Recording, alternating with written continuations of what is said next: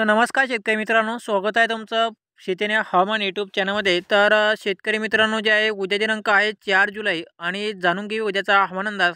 तर उद्याच्याला जे आहे राज्यातील नेमकी कोणत्या जिल्ह्यामध्ये पावसाची शक्यता पाहायला मिळेल आणि कोणत्या जिल्ह्यामध्ये जे आपला हवामान कोरडे राहील याबद्दलचा संपूर्ण हवामान अंदाज आपण या व्हिडिओमध्ये जाणून घेणार आहोत।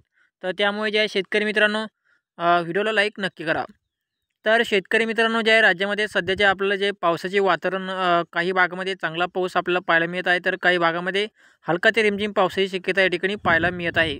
आणि जे आहे उद्या दिनांक आहे 4 जुलै आणि उद्याच्याला जे आपला उद्या दुपारपर्यंत मराठवाडा, पश्चिम महाराष्ट्र, खानदेश भाग आणि विदर्भातील जिल्ह्यामध्ये दुपारपर्यंत हवामान जे आहे पूर्णपणे कोरडे राहील आणि नाशिक, मुंबई, पुणे आणि कोकण पट्टीमध्ये जे आपला राज्यात हलका ते रिमझिम पावसाची संततधार या ठिकाणी सुरूच राहणार आहे। त्यामध्ये गेल्या 2 ते 3 दिवसापासून जे आहे मुंबई आणि कोकण पट्टीमध्ये पाऊस सुरू आहे आणि अजूनही त्या भागामध्ये पावसाचे वातावरण आपल्याला सुरूच राहणार आहे।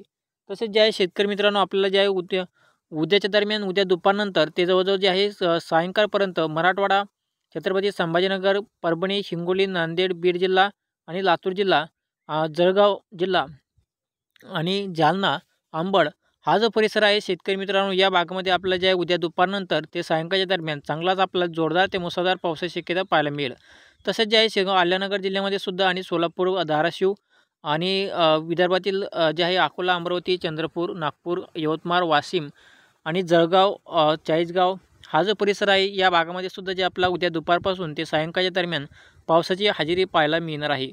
तर शेतकरी मित्रांनो, जे आपला तसे राज्यामध्ये जे आपला उद्या दुपारनंतर पावसासाठी पोषक वातावरण तयार होईल आणि दुपारपासून ते जवळजवळ सायंकाळच्या दरम्यान राज्यातील मराठवाडा, पश्चिम महाराष्ट्र, उत्तर महाराष्ट्र तसेच जे आहे विदर्भातील जिल्ह्यामध्ये आपलं जे आहे पावसाची शक्यता या ठिकाणी पाहायला मिळणार आहे। तर शेतकरी मित्रांनो, जे आहे धन्यवाद।